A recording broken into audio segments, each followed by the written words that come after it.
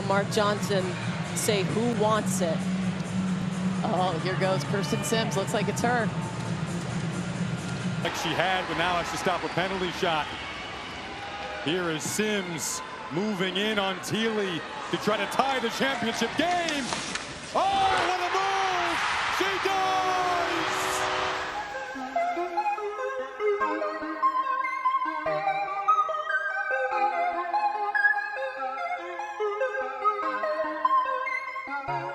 Alrighty, folks, welcome back to another episode of Live in 5, baby. Jay Swish reporting live from the Chin of Scottsdale, Arizona. As always, with me, the captain, Gage Ausmus. Folks, before we get going today with Kirsten Sims, who not only scored the game-tying goal in the national championship for the University of Wisconsin, but also, I learned, she scored the winner as well. Winner, chicken parm dinner in OT to beat Ohio State. They had a season they were 35-1-2, capped it off with a national championship over at Ritter, right in Minneapolis there. So it was a cool chat with her. She was actually in Czech Republic. She's there for the next month. Has the World Championship pre-camp, and then they're getting into the World. So that's pretty cool. You win a national championship. You're a junior. You put up 70-odd points, Azo, and then you go play World Championships. And as you know, for the gals side of things, it's not like the men's. This is all the best players, all the best pro players still playing.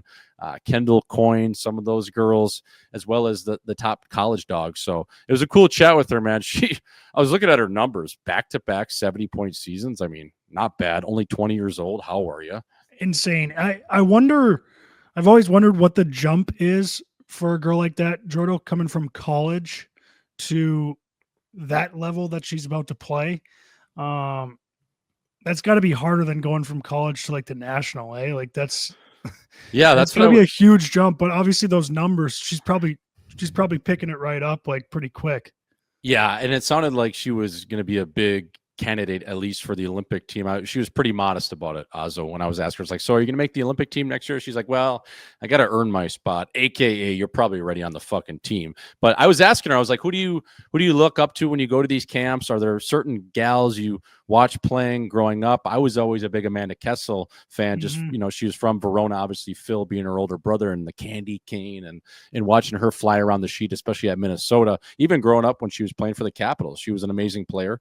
And then Kendall Coyne as well, who played in Chicago for the Mission. She used to come out and skate with us all the time with the Mission, and she was better than half the players on our team at the U16 level. So it's always like fun and interesting to see like who they look up to. Like Hillary Knight is still playing. Isn't that crazy? No way. I didn't know Hillary Knight's playing. We actually moved her in Minnesota. I don't know why she was here, if she was playing for the Minnesota team here, but she gave a bunch of sticks to our guys, and her sticks, these new sticks, Trodo, I haven't touched them, but it was like a feather. And it was cool to it felt like you were holding a Legends stick, though. You got Hillary Knight's stick. It's almost like holding an Alexander Ovechkin stick. Such a legend. Yeah, she was sick at Wisco. I remember watching her with like Brianna Decker, and I even still think those Lamoureux chicks could still play. Like they're such a throwback. Like imagine them out on the sheet for a World Championships. They just train for like a couple weeks and they go out there and just start laying bodies. Like those girls are so fun to watch. Playing tough. I miss watching those chicks play, man. They were nuts out there. Snap shows. Like they used to practice with us. I mean, their skill level is probably higher than 80% of our team. Oh, yeah. I mean, I remember like when they were skating with us, getting ready to play World Championships or even gearing up for their seasons. Remember, like they were way better than like, this is no disrespect, it's just true, but they were way better than a guy like Jim Sankpile, like 100 times better. Like, oh my God, like, a guy could barely skate. No disrespect to Lipper, but fella, you would trip over your own feet walking, let alone put those skates on. So they were so fun to just be on the sheet with, and they were nuts. Like I just love like that. Just the wires cross for a lot of dudes in hockey, but you don't see it a ton on the women's level. And those Lamoureux chicks, man, they were badass. They were hardcore. I remember they work out at like 5 a.m. Like it was nuts. They worked probably 10 times harder than any of the guys on our team when they were working out there and we were there. It's like they're always in the gym, they're always on the ice, and they're not even playing games. Like we're playing games and like they're just practicing because they love the game so much. It's like, holy fuck.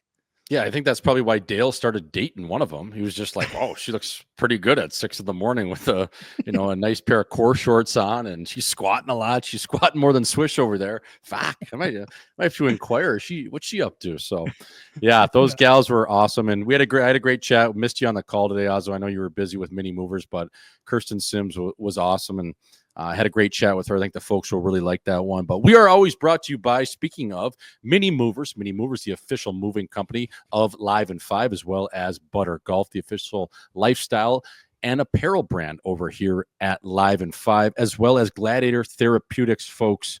Again, Ozzo, well, fella, what did you get up to this weekend before we get into everything? How was the weekend? It's springtime in Mini. You're going to probably get dumped on at least one more time just to keep you honest. It always does. But what was up in Mini this weekend? What was your chin up to? You get drunk, you stay in. What was good, brother? I had a great night. Well, I actually had a great weekend. I stayed in Friday. Just chilled, watched sports. It's always huge to bank one of those nights, Yeah. Not a back-to-back. Yeah, not a back-to-back weekend. Just chilled. And then Saturday, Dewey, the brother Paul Ledoux, got home. And he was pretty fired up to be back from Sweden. So we went out, had a couple beers. We hit, I think, 3 different spots. He was just like, dude, we got to just go to a couple spots with, people there, atmosphere, because he's stuck in a small town up in Sweden. He's basically going to Judy's every night when he's going to the bar.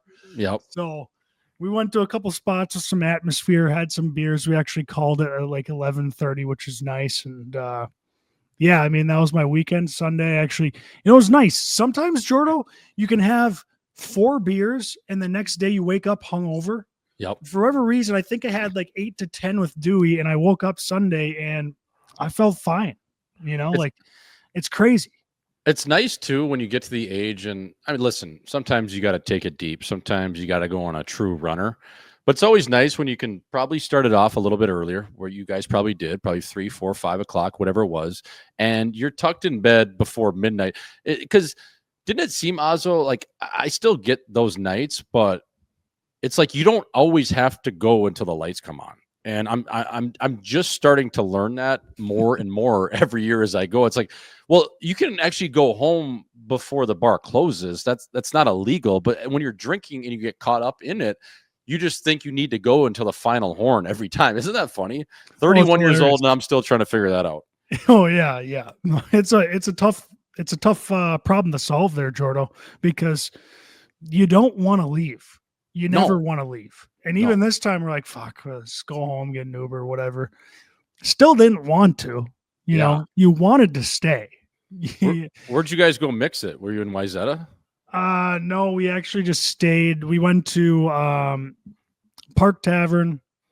We went to the Block, and then we went to Punch Bowl Social. Oh, yeah, kept it on the west side. Kept it on the west side, just stuck around that area. And yeah. Nice little half wall work. It was a decent night. I mean, again, I was proud of myself for going home, but you're right. You always want to see those lights come on. Actually, you don't want to. You just think they're never going to come on. I know. I didn't want to step on it. I was in Miami this past weekend, and I had a similar situation where we ended up going to Moxie's. We were watching, of all places, in Brickell, we're at Moxie's. That's hilarious, by the way. So we're sitting there, we're watching the NCAA games. It's always funny, too, when you pretend to care about an NCAA game that you don't even really know what's going on, let alone, like, you filled out one bracket and you're just there shit-faced trying to, like, whatever, parlay a game or bet on, like, a first half over. So we're sitting there watching those games. Duke, and I forget who it was even. And maybe Alabama was playing. Yeah. He's Duke, Alabama. So we were watching that game, sitting there, and we were going to go to 11, which I was like, dude, I don't want to go to 11. Like, is that like a 5 a.m. club down there? Yeah. I was like, I don't want to go there, but we had something lined up where we could have got in right through the door. I'm like, dude, I don't want to go. So we actually ended up not going there. But then we got back to the hotel, which was closer to the beach. And Gucci's like, and Gucci's buddy was actually in town. We're all looking at each other like, should we go have one? I'm like, yeah, I know a bar over here. It's called Liberty Bell. It's a decent bar. It's a 4 a.m. or at this point it was like midnight, maybe 1 o'clock. And I'm like, fuck, like we got a flight the next day. I'm like, I've had some late shifts lately. Like I was in Vegas and even in Newport Beach. Like I don't really want to go on a true runner here. So we get like halfway there. The walk was probably like 0.4, so 4 blocks. We all look at each other and thank God we did, because I was thinking it the whole time. And they look at me, Gucci and his buddy, and we're like, what are we doing? Like, we're just going to walk 15 minutes, have one drink, and go home. Like, let's just turn around. I'm like, thank God, dude. So you know what I mean? Like, what's the point? I mean, you already had 12 drinks. Like, it's been a decent shift. Like, just go home, you assholes. Like, it's not that big of a deal. Yeah, just go home. You don't need that next. But how many times do you end up getting that next one? And then you're just like, what are we doing? We've been together. We've been together for 12 hours, man. Like, I don't need to see you anymore. I can just go tits up on my bed and maybe just raid the mini bar and see what's in there. Like, what are we doing? What's the point of just going there and sitting there and being? Isn't it funny too when you get to that point where like you're trying to force it so much, you're actually miserable, but you like you just want to be Ferda, so you just go. Oh yeah. But and you think like if you say no and you go home, you're like looked at as like a pussy or like lesser of a man. It's like I'm still fighting that, man. Fuck. 100%. Will that ever end? I don't think it does. You know, like I'm gonna have buddies that, you know, if you're 50 years old, you're gonna have a buddy that doesn't want to come out. He's gonna feel like a bitch about it. I know. And then you're gonna have those guys just dragging you out like Rico, like calling you a pussy. It's like, dude. And it gets to you. Like you act like it doesn't, but it does. You're like, fuck, like I'm not a bitch, you know. Like I can do this. So who's all back? Dewey's back. Tomer just lost out. He'll be back soon. So you might be going on a runner again this weekend if Tom's back, no? Yeah, I don't know if Tom's getting back. I think he's in the KHL just trying to, you know, probably wait for his last paycheck to come in. Yeah. Is what it sounds like. And I don't know when he's going to come. Like, I don't know how long he's going to wait it out. You know, like if he wakes up, if you're staying in Russia, like if you got that paycheck the next day, you're out of town that day. Like I'm booking a flight. I don't care how much it costs. Yes. But I don't know how long he's willing to wait it out to get this last check. But yeah, as soon as he gets back, yeah, it's gonna be tough. Because sometimes they make you like stay there and practice and just sweat it out to see like maybe you're getting antsy and you're on that plane to Dubai and getting out, or maybe you got to go through Turkey and you don't have to pay you the extra 50 or 100, whatever you're owed. So he's just gonna wait it out, see how it goes. Is kind of the sounds of. That's what it sounds like. Yeah. So I don't know how long he's willing to stay. I think he said like a week, and then he's just saying fuck it. Hopefully they get him a scratch, man. And how about Larry's team? Or how are they doing? Are they in a playoff series? I saw he scored the other night. Are they a wagon again? I think they're a pretty good team again. So I haven't been paying. It's tough to find, you know, information on the KHL because it's all in Russian. So like you can't read any of it. So I actually don't know. And Larry's, you know, never been a great texter. He's not texting much to anybody, you know, filling everyone in how their series is going. So I'm not sure. I know they have a good team. I would expect them to make the second round, which is another long season for Larry in the KHL. If you're in the KHL, do you want to play for that good team who plays, you know, an extra 2 months, or do you want to be on a team that misses the playoffs so you get to go your ass home? I don't know. I think maybe like one time where you get that nice bonus, like Larry when he shows up with a new pickup and a Rolex. But like I don't know if you want to be doing it year after year. Yeah. Right? Yeah. Like fuck, man, that's a long season because you're right back on the bird in July. Like July 4th hits and you're full panic. You're like, Jesus Christ, like I don't think I can do it. Like, how am I gonna last? Like you start having those weird thoughts. Then by August, you're looking for the nearest bridge, and then you're calling your agent, your mom. Like, you know what I mean? Like, just like there's a lot of phone calls when you're overseas like that. And then I can't even imagine doing it from Russia. I was doing it from Finland and in Zurich. Mm-hmm. That's the Ritz-Carlton compared to Russia, where he's at. That's the Four Seasons, baby. Like, I don't know. So hopefully those boys, it had to be good to see Dew, though, after 7-8 months. He probably just felt like he got back from war being up in northern Sweden. Oh, yeah. Yeah, it was great. And yeah, he's just in a great mood. So you're pumped for him to be back. And I would be too, you know. That's a hell of a. I've been to Russia, Jordan. I went to Russia twice for like 2.5 week trips, and I mean, I was like kissing the ground when I got back to America. I can't imagine, you know, being over there for that long. Yeah, hopefully the boys get their scratch and they'll figure it out.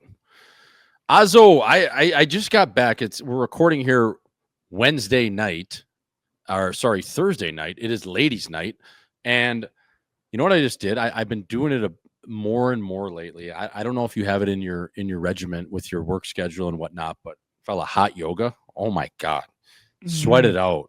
Like there's no better stretch. You get in there, you start leaking all the piss out from the weekend before, the toxins, like something just with even it just resets your screws a little bit up top. I think like I'm almost in there and it's almost like I'm in there and it's almost like it's like I don't know. I'm not like I'm like hallucinating, but I feel like it's like the clarity you get coming out of hot yoga. I don't know what it is. I don't know the science behind it, but it definitely works. It's like a sauna on steroids.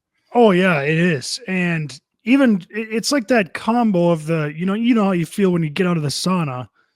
Yes. You just feel like refreshed. And that's why I do it. The feeling I get after is just, it's unbelievable.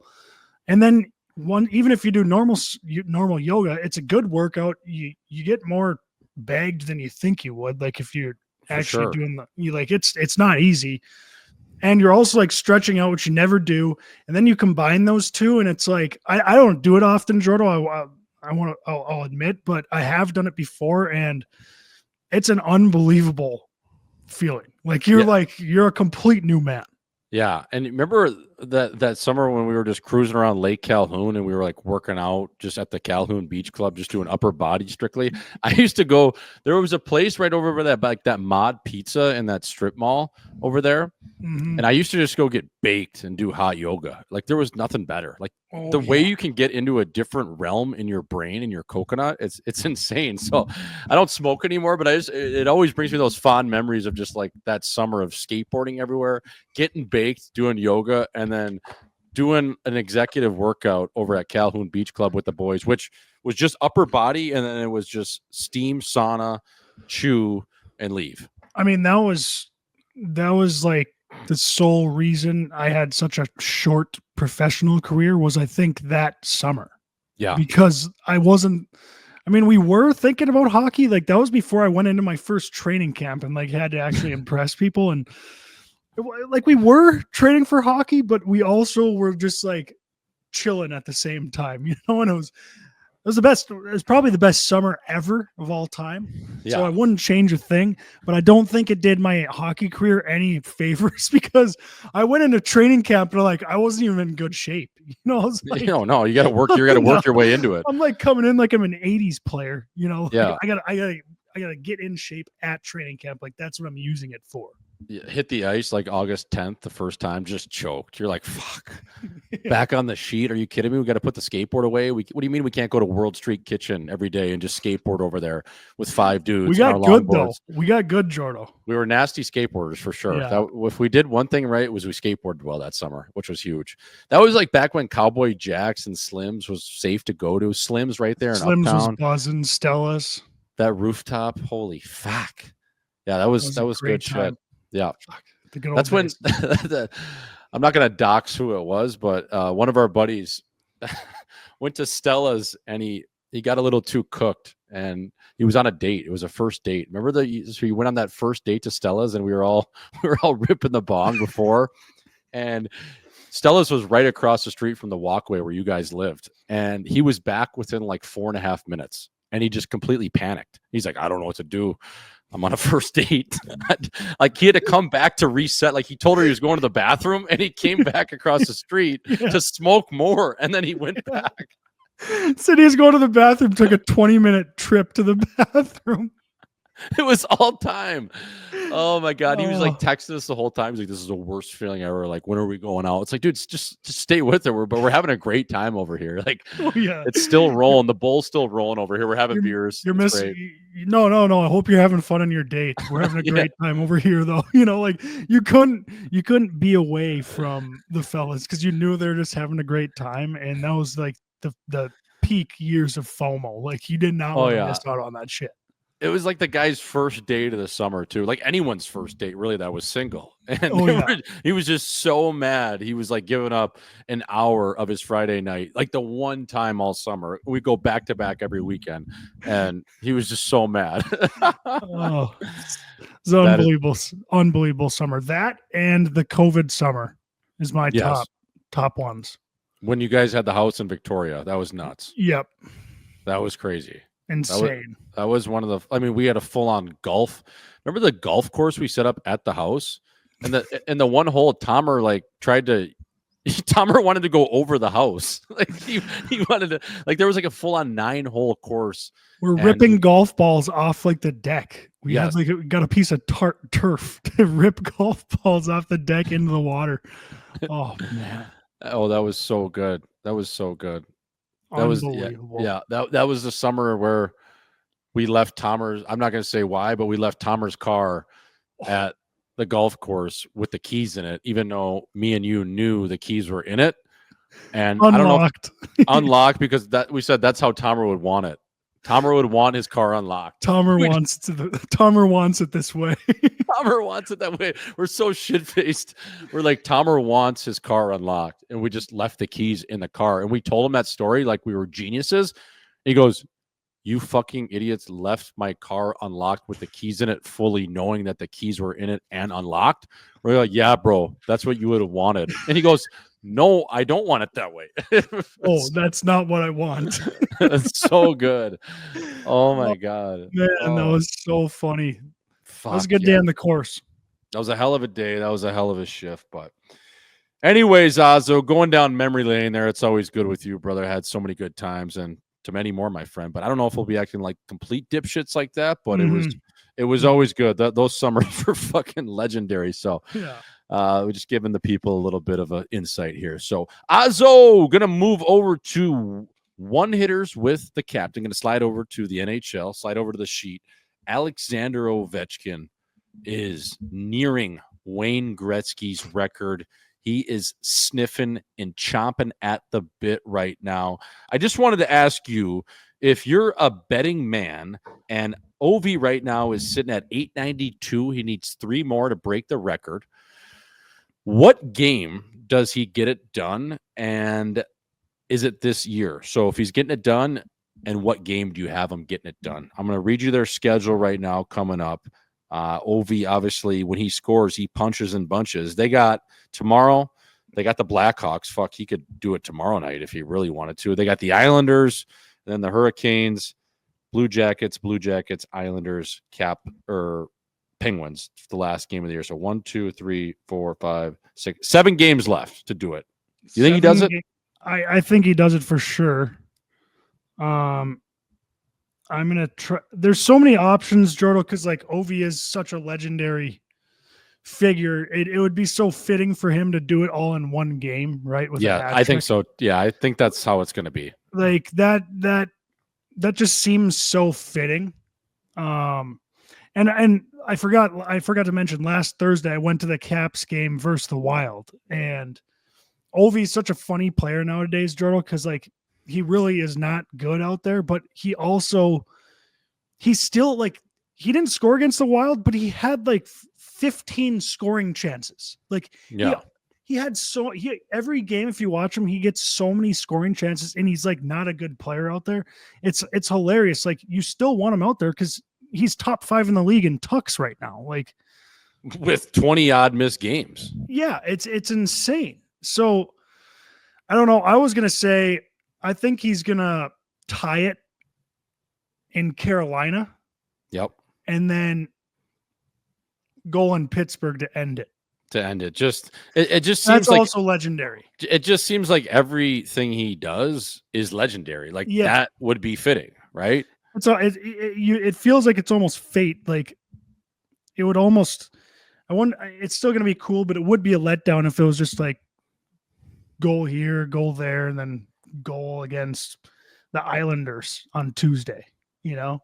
Right. And you wouldn't want it to be, especially the 895, you wouldn't want it to be an empty netter. And I honestly don't even think he would put himself in a position to do it with an empty netter. Like that's how not cocky he is, but he's going to do it. It's going to be a one-timer in the office over there. Yeah. Yeah.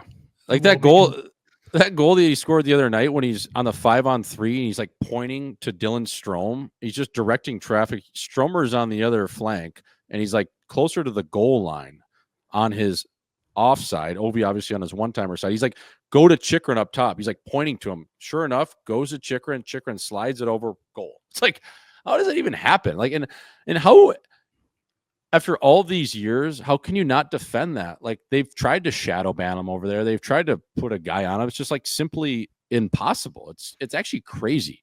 It's like everyone knows it's coming.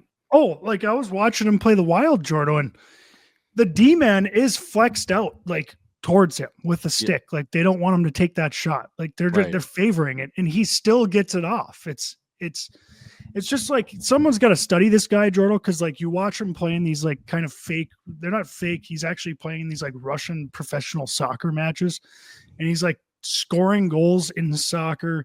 He hits that hole-in-one on the golf course back in the day when like it was like his second time golfing. Yep. Like the guy just puts things in their home, you know. Yeah. Like you got to study his brain and body when he passes, because he's got to have some type of like alien, you know, DNA in him. Yeah, and it's just, who knows? Like, is it just fate at that point? Like, is it just like he's meant to be the greatest? The funny thing is you mentioned how funny is it when you're watching him play on the sheet when he's just straight legging it the whole time? Like, he doesn't do anything until he doesn't get tired out. Like the power play stays out there for 2 minutes because he doesn't get tired. He doesn't skate. He doesn't need to. You know, he's like back checking half the time, just legs straight coasting. But like when he does need to back check, when he's in that position, when it's not actually like hurting the team, he does try. It's just like you always catch him in those moments where like he puts himself in position where he doesn't have to, you know, back check like that and stuff. Yeah, 100%. So I'm with you, Azo. He's going to do it in style. I think, honestly, like, when he does it, it's going to be a 3-piece. It's going to be a hat trick. Like, it's the hats are going to be raining. Gretzky's going to be there. Bettman's going to be there. It's just going to be – he's going out in style. He's going out in, like, pure Russian style, just flashy.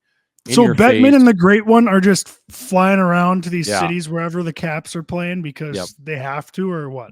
Yeah, they're just – I think, obviously, Gary Bettman asked Wayne Gretzky to be around when there's potentially he does break it. So they're just going on a happy hour tour. I think Wayne's probably just on the piss, on the whiskey or the tequila, whatever he's drinking, and just watching these games. Like, deep down, he's got to be a little like, fuck, like, do I really want to? I know I got to do it for the game, but at the same time, as a competitor, you don't want to be there. That. It's like, it's like Kareem watching LeBron being there. It's like, he doesn't want that to happen. Right. He secretly wants LeBron to go down with a career-ending injury.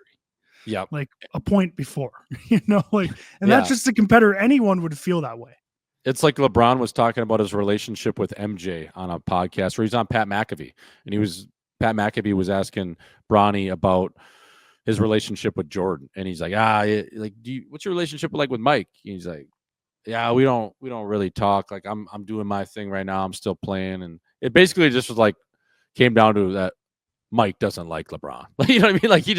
Like, he doesn't want anything to do with LeBron. He doesn't want to be compared to him. He wants to be the GOAT. He hates that he wears number 23. Like, I love that about MJ though. Like that's what makes MJ MJ. That's why I love him, because he's a competitor.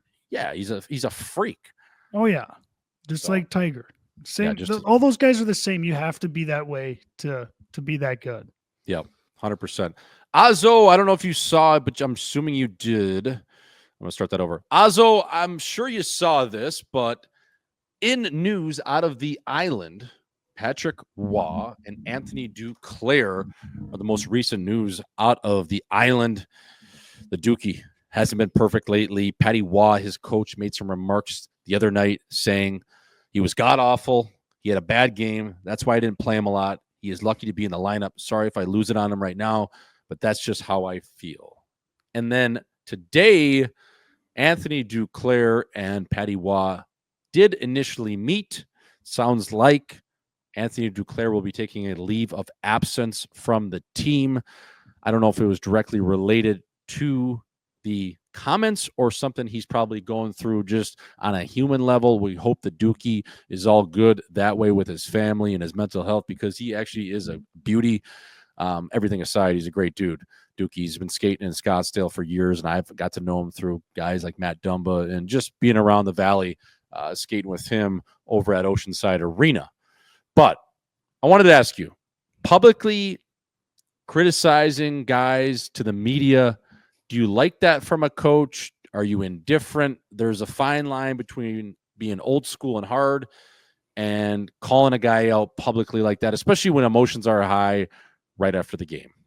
It's such a tough decision to decide whether it's good or whether it's bad, because like Patty Waz says that, I don't agree with it, Jordan. First, I'll say that, like, you shouldn't say it to the media, but also it creates a bunch of media waves, and people start talking about it. So like, it's good in that sense. So that's why I can't decide, but I don't agree with it at all. I think that's just a conversation you have with the player, but I think it doesn't surprise me, Jordan, coming out of Patty Waugh, because you're talking about, potentially could be argued the best goaltender to ever play, and these goalies, Jordan, they get pissed at players pretty easy. Tapped. Like they get furious with the players sometimes. And, as a player, I used to always think like, okay, I'm going to listen to my goalie, whatever. If I trusted them, if I respected them,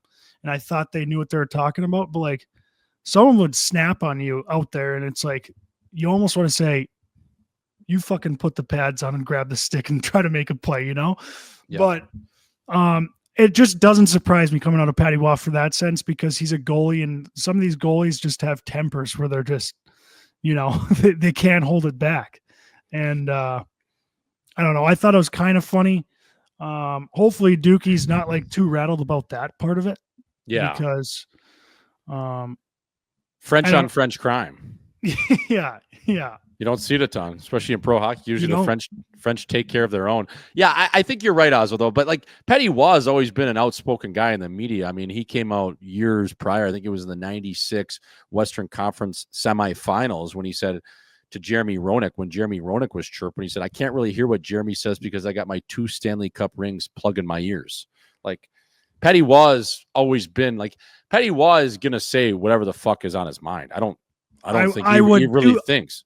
If I'm him, I probably am too, with, being how good you are, and you're a French Canadian and you've got these cup rings, and now, you probably feel like you're a pretty good hockey coach too. So what can anyone else say to you, Right. Like he might after the fact wanted it back, but I don't think it's coming from like a bad place. He's just like, fuck, this guy's got to play better. I don't mind that.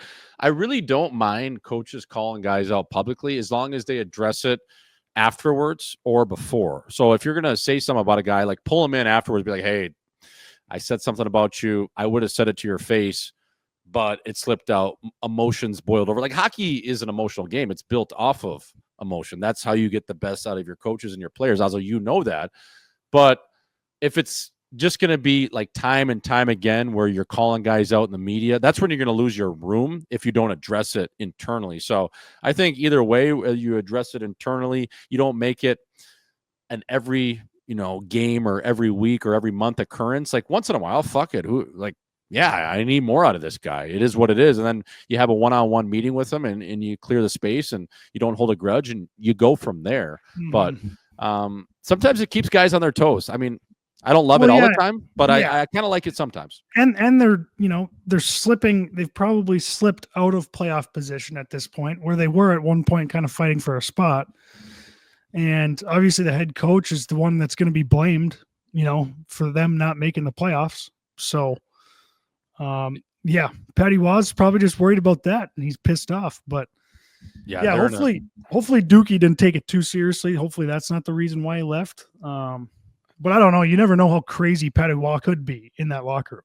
Yeah, maybe Dookie that was the last straw. He's just like, fuck this. He's or like, make me shave. I can't play for this guy. It's like crazy. I had to cut my hair. I had nasty dreads. I got to shave my face. I got to shave my bush. I got to shave my pits. Like, just get me the fuck out of this place. Like, this is a prison. This place sucks. Like Lou, sweet Lou, just retire. Patty Waugh, you brought this maniac in. Like, this is not what I signed up for. Oh yeah. So yeah, they're in a dogfight, Ozzo. They are, I believe, still in the mix a little bit. Okay, so they're 7 points out. They're gonna have to probably win out, but need a miracle. Speaking of a dogfight, speaking of free falling a little bit, Ozzo, they're gonna make the playoffs, I think. But the Minnesota Wild, man, Jesus, it seems like it's the same song and dance every year with these guys. They come out of the gates absolutely steaming. Kirill gets banged up, and then they just scratch tooth and nail to fight for a wild card spot and hang on to it, and then they get whacked by Winnipeg or Colorado, whoever it is. It's been Winnipeg in most recent years, and it looks to be the same this year. But fella, I know $15 million are coming off the books next year with the buyouts of Parise and Suter, so they will get better, and times will be better in Minnesota, you'd think. But it just seems like it's the same shit with these guys every year. And I mean, how can you really fault them? You've had Kaprizov on the IR for a bit now. Yeah, I was going to ask you about that, Chordo. Why is it the same story every year? You know, is it just because of Kirill? I think it is, man, because he's their only bona fide superstar. It's not like when McDavid gets hurt, you have a Draisaitl who's scoring 50 goals. Like, Boldy's a really good, nice piece, a really good complementary player, but he's not Leon Draisaitl. No. Or say when McKinnon goes down and they had Rantanen and McCarr. Like, the Wild, they only have one superstar. Faber's a great player. He's going to be coming into his own, but he's not McCarr, and he'll never be McCarr, or he'll, you know what I mean? So it's like, it's hard when you lose that 100-point guy who drives your whole team. And then Zuccarello was banged up a little bit. So it gets thin, is what I'm saying, really quick when you lose that superstar on a team like that, you know? What happens if these guys, the Wild, get Kaprizov back and this Zeev Boyum kid comes in from Denver? This kid, sick. He has the potential to be, I'm not saying he is Cale Makar, but if you watch his game, Jordo, in the college game, he's got 50 points back-to-back seasons. He's a sophomore. He's doing Makar numbers. Oh yeah. And like, he's got a chance to be that good in the NHL. Not as good as Makar, maybe, but a really, really good player. How much does that help the Wild too? Because they are a little thin on the back end some nights. 100%. I mean, when he got taken 12th, we were both texting each other. I remember the draft was in Vegas. We're like, how did this guy slide to 12? He should have been considered almost a top 3 overall pick. Yes. Top 3, top 5 for sure. And you know what I mean? Like, because if you've ever watched them, you're like, guys aren't this good in college. You know that? No. Like, you don't see it. Like, no. You got guys who get 30 points and played NHL games in college. This guy's got 50 back-to-back. He's a defenseman.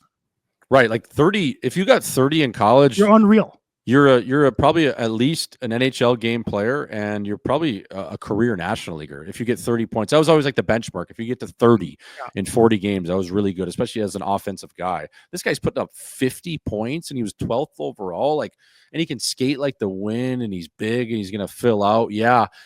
So I mean, you get that piece, and you get Kaprizov re-signed, saving a guy like Brock Besser comes in. I'm not tampering, but if they throw Best the bag, I mean, I'm sure he would take it, especially on a long-term deal living in Minnesota. Now, that's a hefty T-Mobile family plan for all of his buddies in Burnsville. He's going to be paying the cell phone bills and everything like that. But as long as Billy Guerin can make the price right, fuck, man, they're going to have a lot of money to spend. And especially with Boyum coming in, get Kaprizov re-signed.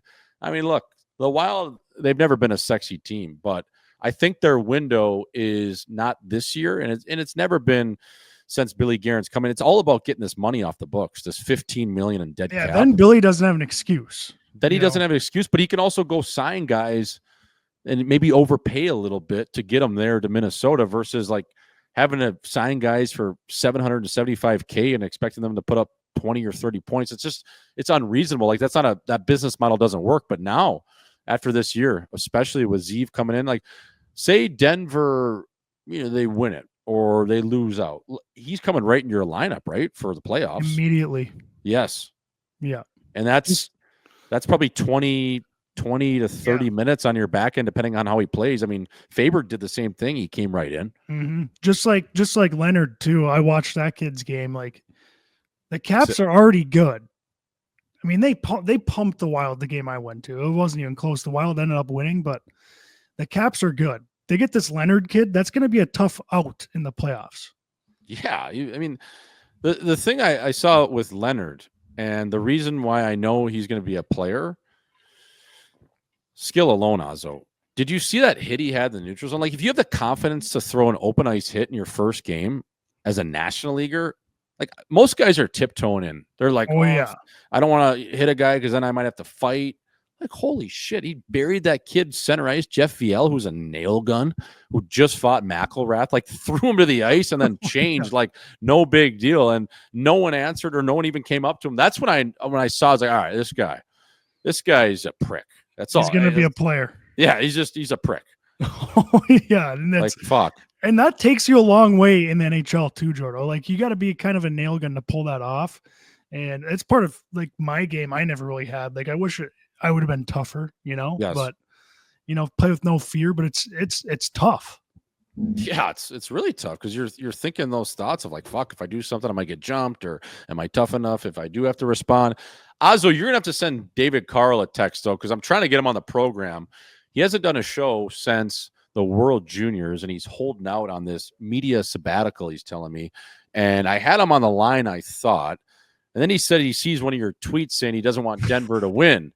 So I know he's fucking around with me and he wants every excuse, but you might have to fire old DC a text. I might have to text him. I'm going to have to text him. I think you're going to have to slide him a text. Because I know he understands. I know he's not a dummy. Like, he gets it. And what podcast did he do last year before they won, the week of the Frozen Four, which I remind him, he did Live in 5. And now he's holding out and he's using every excuse. And he sees this and what did he say to me? He said, like, Azo once a pioneer or something. I got to look up this text. It was funny. Tell him you should reply. You can come on and chirp Azo as much as you want. He goes, the former pioneer piping off. His tweet reeks of jealousy. So we're trying to get DC on, man. DC, I know you're listening. Come on the fucking show, fella. Talk shop with the boys, but yeah, give it to me, DC. Come on. Yeah. Azo, lastly on the National Hockey League, before we get to Nail Gun of the Week, St. Louis Blues, my friend. They won again tonight on Thursday night. Holy fuck. 11 in a row. This Jobu character they're using has his own stall. This little fucking, I don't know, Jamaican-looking dude that's smoking a spliff from Major League is just got the mojo of the St. Louis Blues riding high. Jordan Binnington looks unbelievable. JB Snow. And they added this Snuggerud kid, Jimmy Snuggerud. And I told the boys, I tweeted it out actually, his nickname should be Tuggy because he just looks like a kid that just stays at home under the sheets and just tugs all day. So it might stick, is what I'm hearing out of St. Louis. It might be Tuggy.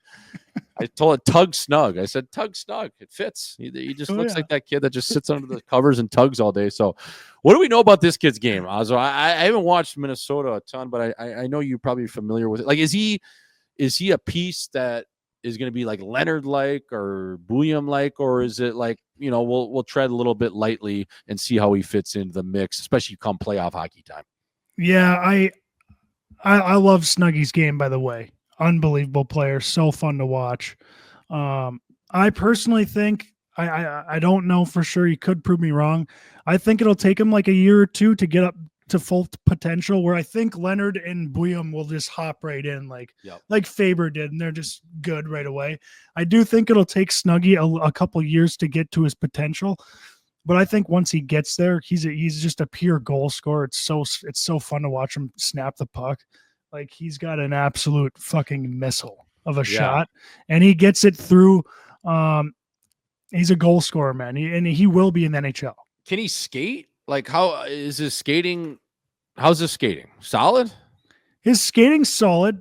Yeah, no, he's a great skater. I think, he's got to add a little grit to his game. But yeah, he's got nothing wrong with him at all, other than I think it'll take him a while to get used to that grit level that the NHL playoffs are going to be playing shortly here, and probably are for the Blues right now. But I'm excited to see him, man. He's going to be a hell of a player. Yeah, and that city of St. Louis has just so much buzz right now. Just got to shake the Minnesota Gopher out of him a little bit. He'll be all right. He'll get under the likes of Braden Shen and those guys in St. Louis, those old school beauties, and they'll put him into rare form. But yeah, great buzz right now in St. Louis, not only with the players, but shout out to just a friend of the show who listens all the time, Andrew Marsh. Like those guys they're tweeting, or even Kells loving it. Like they're just loving it. They're like, fuck. Yeah. I'm like, I gotta get there. I gotta get to St. Louis. Is this the Jim Montgomery effect here? Yeah, oh yeah, 100% I mean, it is. what a legend. Cam Fowler playing unbelievable. Dougie strong arm just fleecing them in Edmonton.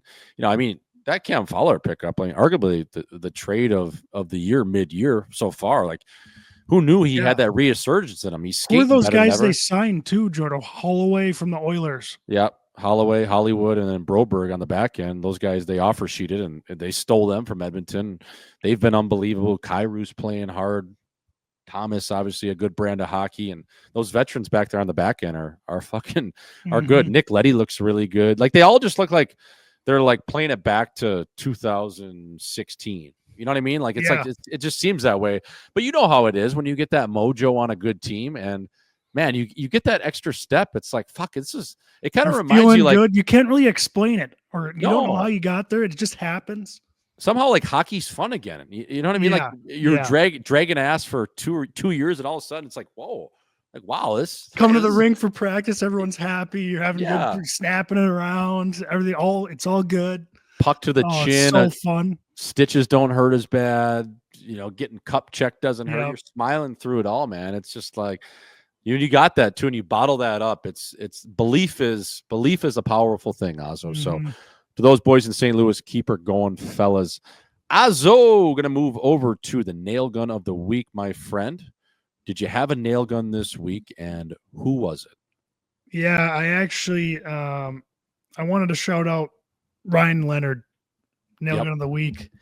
Loses out, goes out with the Caps.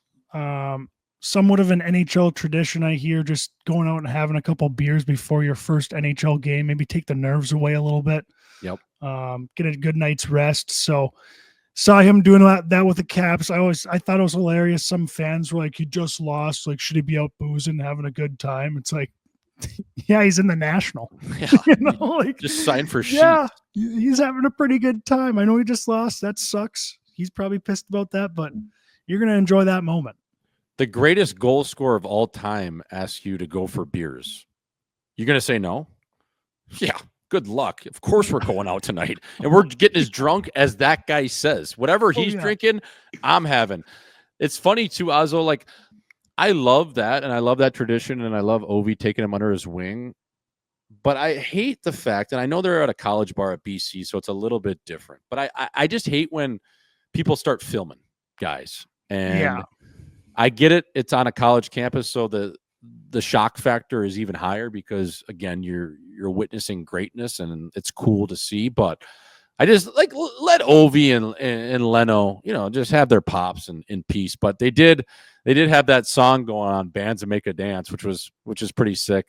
Chikrin was there; they were in the mix. So I love that. And by all accounts, Leonard, if he's having a couple before, like, fuck, he must be good shit. I kind of want to have one with him.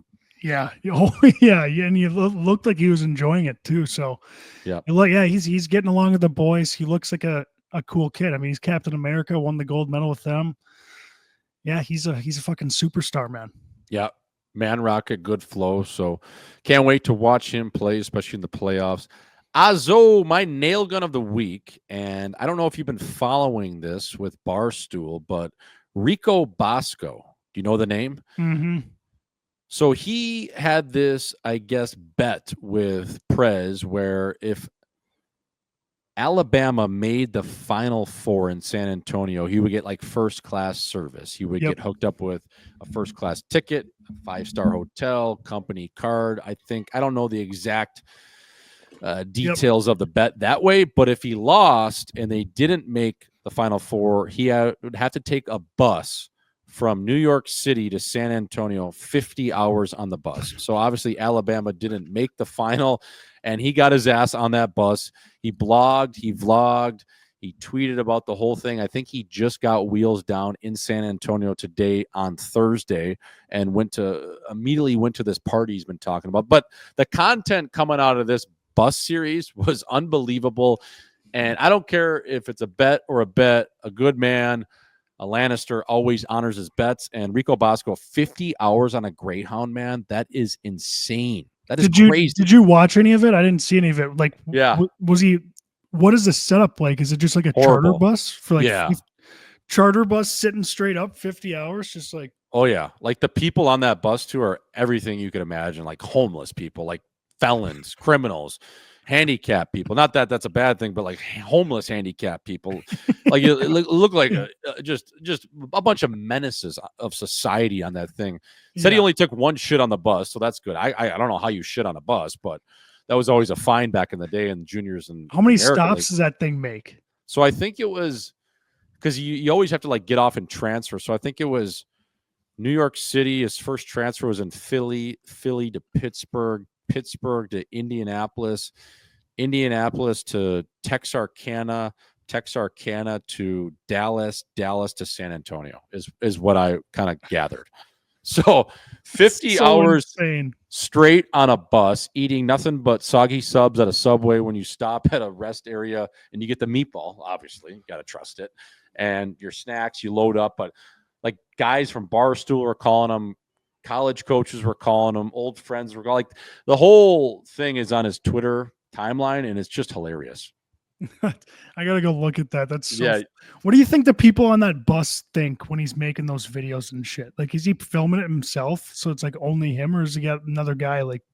I think he had a camera guy with him, and the best was when like Prez would call him, and he's just like dying laughing at him. Like last night they were going through Texarkana, and there was a bunch of storms, and I think maybe he was there's tornado sightings or warnings, and Prez just no mercy. Just like he's like, yeah, like it's getting scary out here. We might get delayed. He's like, well, if you die in a tornado, it's not the worst case to go. At least you're on a bus. He's just like no mercy with this guy. Like, oh man, it's classic. So yeah, you got to go check it out. And everyone, listen, that's Rico Bosco. He's an absolute maniac, the guy, but he's great content. So yeah, I just wanted to shout him out. Obviously, he's not listening or anything, but people got to go check that out because the content is truly unbelievable. So, Azo, before we get to Kirsten Sims from the UW, coached by Mark Magic Johnson, I am going to do the People's Insider Term of the Week. And this week's People's Insider Term of the Week is festival back. Now, Azo, when you've got the old festival back, it sucks. And let me break it down for you, the people at home. So festival back is when you're on a festival-like trip. You're at a music concert. You're at a music venue. You're at a festival. You're 3 days. We Fest, Lollapalooza. There's Bonnaroo. There's if you're really crazy, maybe you take it to Tomorrowland. But when you leave that Sunday, how mangled your back is. You've been on your feet for anywhere between 24 to 72 hours, walking concert venue, stage to stage, packing on the steps, 20,000 steps, bumping and grinding. You're in a rave, you're sweating, you might be on a little bit of a disco biscuit, you're high, you're drunk, you're sleeping shitty, you're in a tent, you're in a Winnebago, you're sleeping at a 2 Diamond Hampton Inn, wherever you are. Your fucking body is just mangled. You're standing on some shitty sandals. Maybe you lose your shoes, but you come out of that weekend, and especially when you were still playing, you do not want to go anywhere near a squat rack. You don't want to put anything on your back because your back and your lower lumbar spine is absolutely mangled. That's what you call festival back. You look at the boys the next day, you're like, ooh, it might just be yoga and stretching for the foreseeable future because I can't trust any movement I make in the gym right now. I can barely bend down to tie my shoes. I got straight festival back right now. Yeah, Diplo was sick. Yes, Morgan Wallen at that USA Country Thunder was unbelievable. So was Eric Church. But fellas, holy fuck, am I paying for it right now? That waterbed I was sleeping on, Jesus Christ. So Azo, I want you to weigh on festival back because it's so true. Oh yeah, you get home from. I mean, my experience is Wii Fest, and you cannot even like trying to, you do the squat down to your feet and try to hold it. Like your back is just on fire. It feels like you're going to pull every muscle down there. Oh my God. Sometimes you do. I think I did pull a muscle down there from it. Oh my God. And it's like you want to do like, especially if you want to get in the gym or you want to even play golf or tennis or just be active in some, right? You actually can't trust it because you'll seize up. Like that's what a festival will do to you is you'll get festival back. And we've all been there. The funniest thing is because you just accept it. You're like, fuck, I know it's going to take me at least a week to recover from this. And you just got to chalk it up to the game, chalk it up to partying. Like I know I'm not getting any better. This week in the gym, boys, it's a deload week. We're not. That's the price you're paying. Yes. You still sign up for it. Like it's worth the price. Oh yeah, and you got someone maybe on your shoulders too. Who knows? Like festival back, like it hits hard. It really does. So that is the People's Insider Term of the Week. Azo, that was episode 81 on the chin. That was the pre-show over here. Tape to tape with you, Captain. As always, Smoothie Douglas, D to D, back to D, a little hinge. And before we get to Kirsten Sims, I just want to give one shout out. Dane Jackson, named head coach, as predicted. Can't wait for Jax. Can't wait for the next era. Excited. He had his press conference today. Azo, I don't know if you want to weigh on it, but just excited for Jax and 2-4. It is his time, my friend. Yeah, very excited for the guy. We'll see what he can do, man. I think it sounds like he's going to lead with that passion we talked about, and it's exciting. Yep. It'll be cool. Snot and balls. So, folks, that was episode number 81. Up next, national champion, two-time national champion Kirsten Sims. That was Live in 5. Until next week, fella. Woo! Alrighty, folks, welcome back to another edition of Live in 5. Folks, we got a special guest on today reporting from the guts of the Czech Republic right now. National champion, nasty move in that national championship game to tie it up against Ohio State. Plymouth, Michigan's finest, Kirsten Sims. Simsy, what's going on? I appreciate you joining Live in 5, even all the way over in Czech Republic. So thanks for coming on. Yeah, thanks for having me. I'm excited. Yeah, so I just wanted to get into, obviously, you guys won the national championship this year, 35-1. Let's start it right there. Who'd you guys lose to? Like, come on, you get a perfect season. What happened in that game? Who did we lose to? Yeah, we lost to Ohio. It was like November, I think, so a little bit earlier in the season. And we were in their home rink, and their home rink is like really small. Like, you just look it up. And so it's like tough to play in, but we beat them the first game. And then the second game, it was close, but they ended up getting us that one. I mean, it's always a battle with them, but yeah, that was our one loss. And then we also lost them in a shootout at the Wrigley Field game. Oh, yeah. But that was also a really tight one. Yeah. Yeah, how was that game playing outside? Was it pretty cool at Wrigley? I mean, obviously for baseball games, it's one of my favorite venues. It looks sick. Yeah, no, it was sweet. They did like a really good job with it too, and we actually had a bunch of fans come in and stuff. So it was like a really good setup overall. So when you were picking where to go to college and you were coming out of Little Caesars, you're coming out of Michigan, was it always Wisconsin? Because I'm from Madison, Wisconsin, but I went to North Dakota, so I kind of jumped ship. Were you ever thinking maybe staying in Michigan or Ohio, or was it always Wisco or maybe like Minnesota? Yeah, I mean, I think honestly, as a kid, I have like a little story. When I was 6 years old, actually, my dad was like, I told my dad, I was like, I want to go to Wisconsin, and that's the only place I want to go, and I'm going to get there. And so like ever since then, it had kind of been my dream school. And so I kind of knew when I was talking to them that was like, I was pretty sold on it, but I was like, I want to like obviously feel out other schools and just kind of see what the options are and see how I like it. But it was kind of after the visit, it's like that feel thing. You get there and you're like, oh yeah, like this feels great. So after I had that, it was kind of a no-brainer for me. But yeah, I was talking to other schools and kind of did visits and stuff, but nothing just like stuck with me like Wisco did. So yeah, I mean, even just the campus, State Street, the lakes, it's incredible. But was a deciding factor? I know you said you always kind of had that in mind, but Magic Johnson, aka your coach Mark Johnson. I mean, he's a legend. I just think even growing up, I the encounters I've had with him, he seems like he's just as a coach would be unbelievable. Like, and he was a nasty player too. Oh yeah, I mean, that was obviously a huge pull going there. I mean, with his record he has too, and then just the idea of getting to play under Mark Johnson, like knowing his career and knowing he was part of the 1980 Olympic team, it's like, how can you really turn that down, honestly?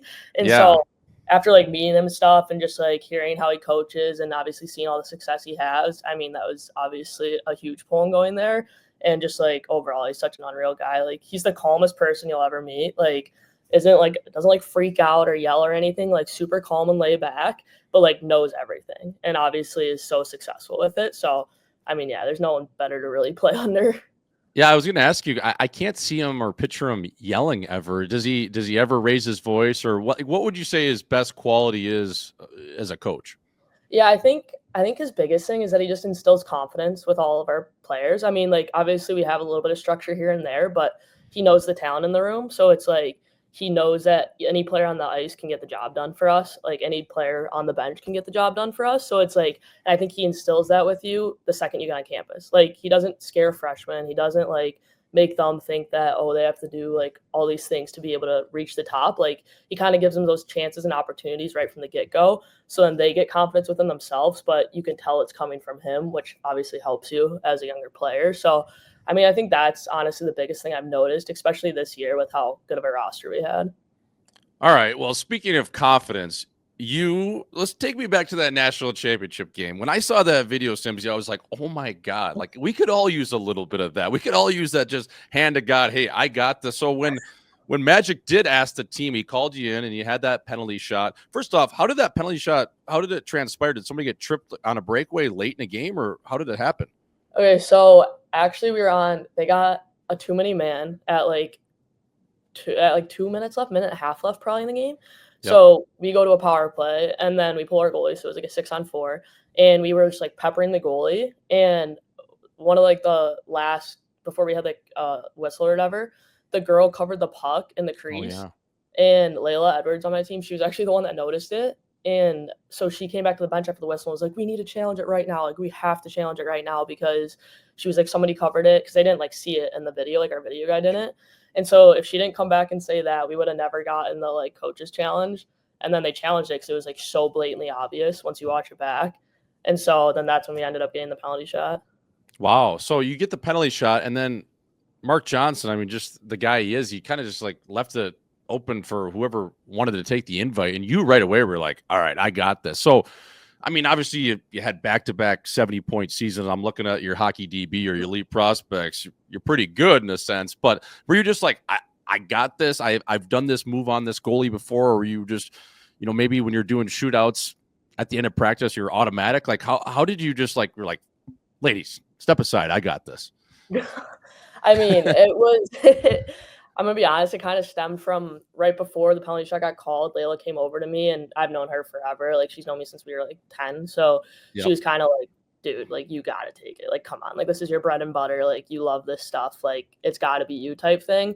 And so I was like, that kind of gave me a second to, like, shake the nerves off and be like, all right, like, if it is me, like, I'll be good kind of thing. And then once I got in front and, like, coach obviously said the, like, who wants it thing, I mean, a little bit before that, everybody's like looking at each other. It's like, it's got to be Sims. It's got to be Sims, like whatever. So after I'm hearing all that, and I'm like, all right, like if he's going to ask, like he's going to need a little bit of confidence. So I threw my hand up, and obviously had a little bit more confidence after that conversation with Layla. Cause I mean, like some people are like, that pressure is like ridiculous. Like if you screw up, but like in the moment, I can't really say I was even like thinking about that, cause I didn't really like feel the pressure from my teammates that if I like messed up, it was like gonna be all on me. Thing they just had so much confidence in me that like it gave me the confidence to be like, all right, yeah, I like doing this. I enjoy my shootouts. I enjoy breakaways, penalty shots. Like, why not? So.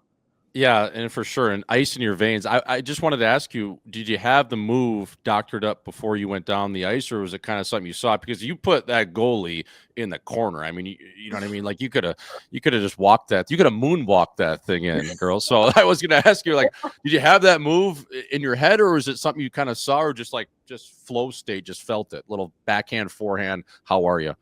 Yeah, so I knew I was going to go back to my forehand the whole time, because I've seen this goalie since I was in high school, and she's from Michigan.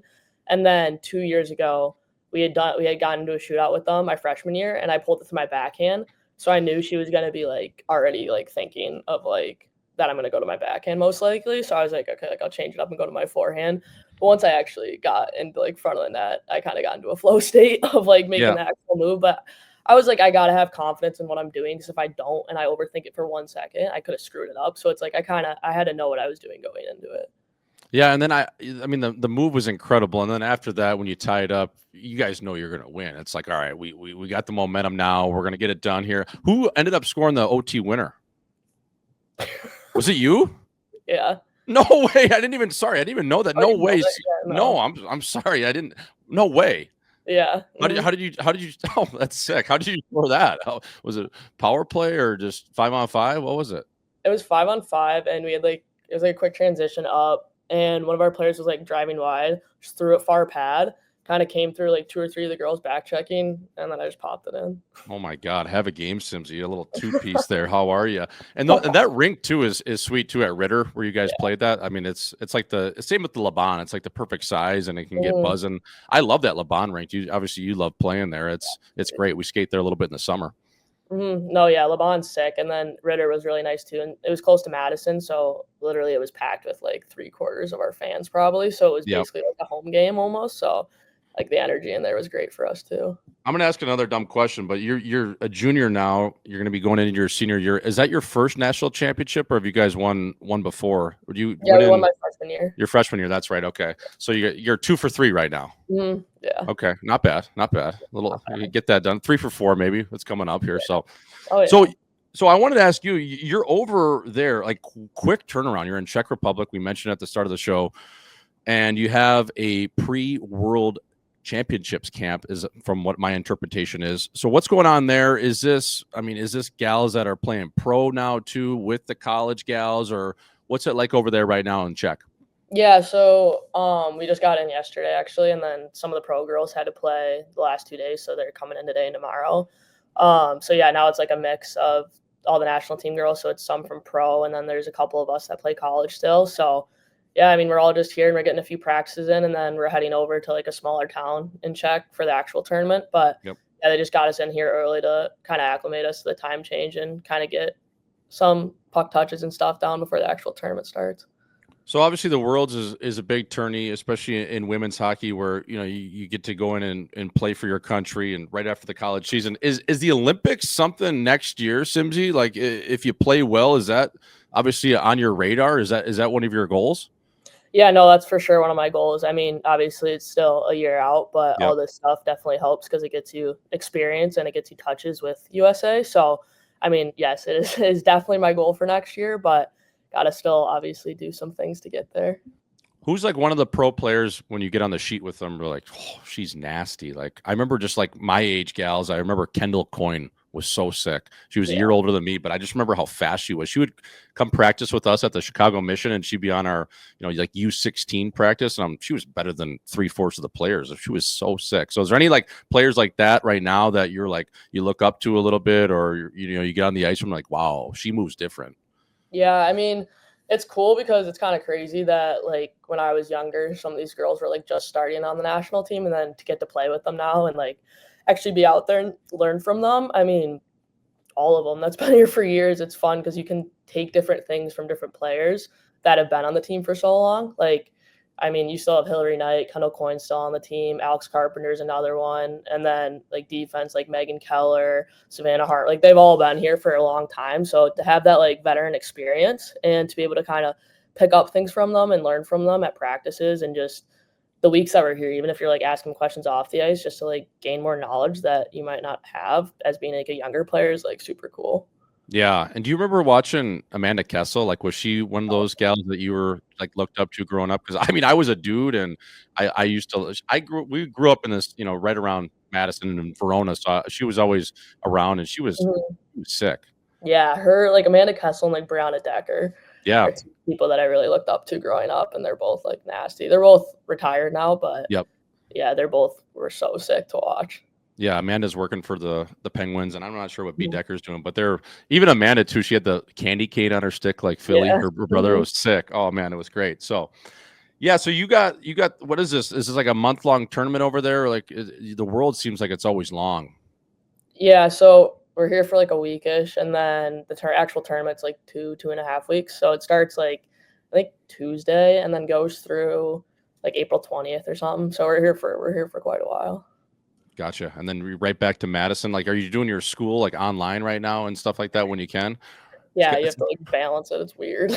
I know it's got to be tough. It's like you win a national championship, you probably celebrate that a little bit, then you're on a bird over to Prague. It's like, guys, like, I don't, I mean, what are we doing here? I gotta try to do some schoolwork. But yeah, that's funny. Is playing pro, like, obviously, is that something you'd want to do like after school? I mean, you got a year left and you're gonna go compete for another natty chip, but is that something that would be on your radar? Yeah, for sure. I mean, after like next year, obviously we met last year. So after that, my goal is to obviously play pro and just keep playing as long as I can. So just try and stay in it as much as I can. I mean, it's a great setup now after, and it's nice. Yep. It's kind of weird having that like post college, knowing that you have something that is actually like you can actually do now. Like it's like a very stable pro league now. So I mean, yeah, it's definitely exciting, but obviously want to get one more with Wisco first.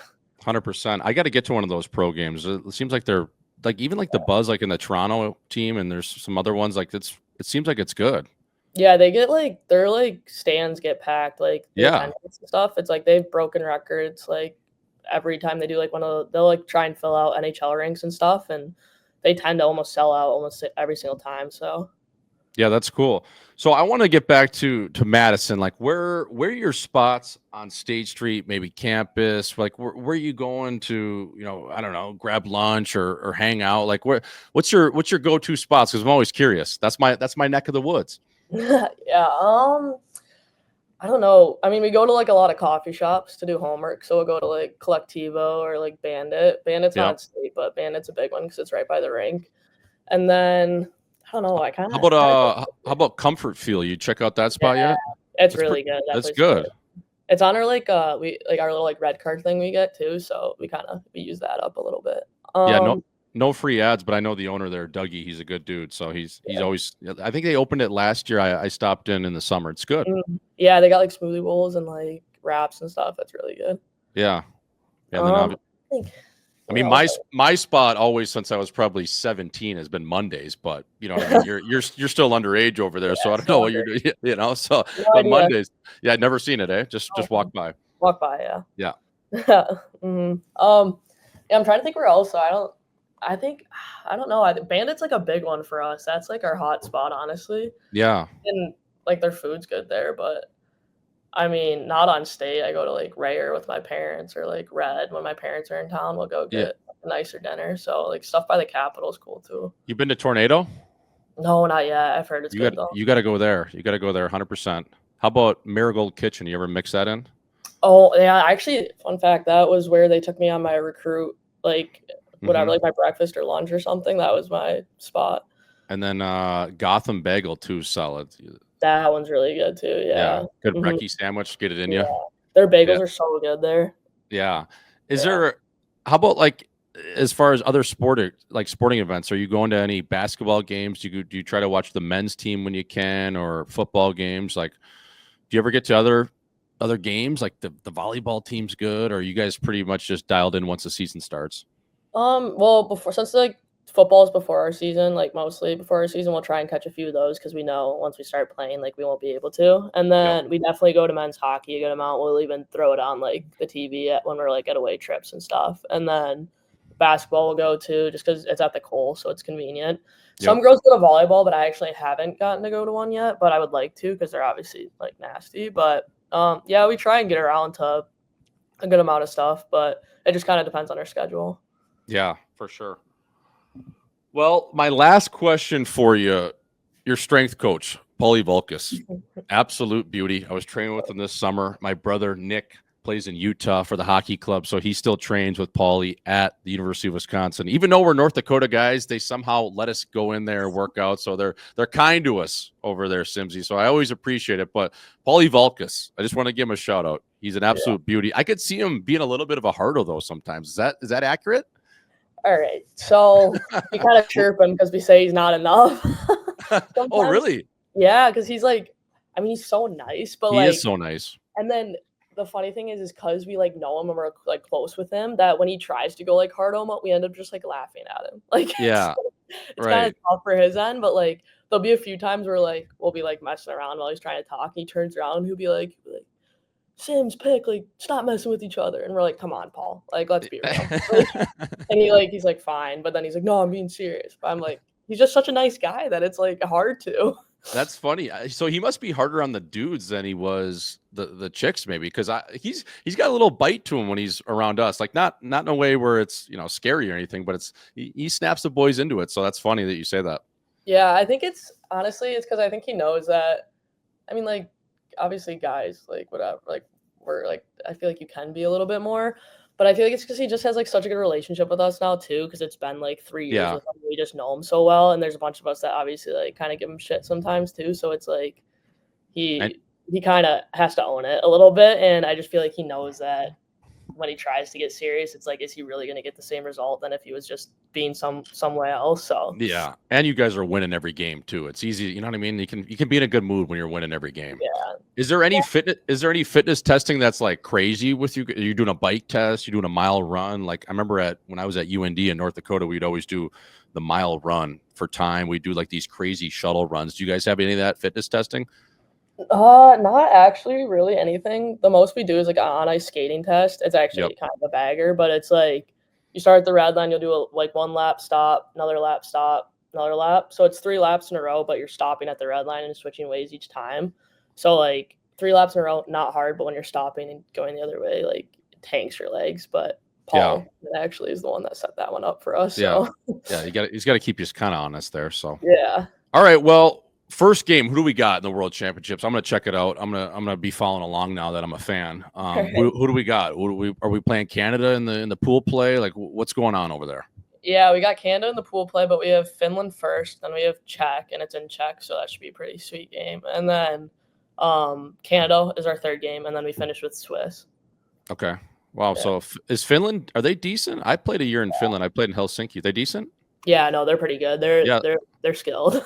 Yeah, that's what I thought. They're pretty good now. Like who would you say the nations that have kind of come, like they're coming up that are gotten a lot better over the years? Is it Finland, Sweden, Swiss?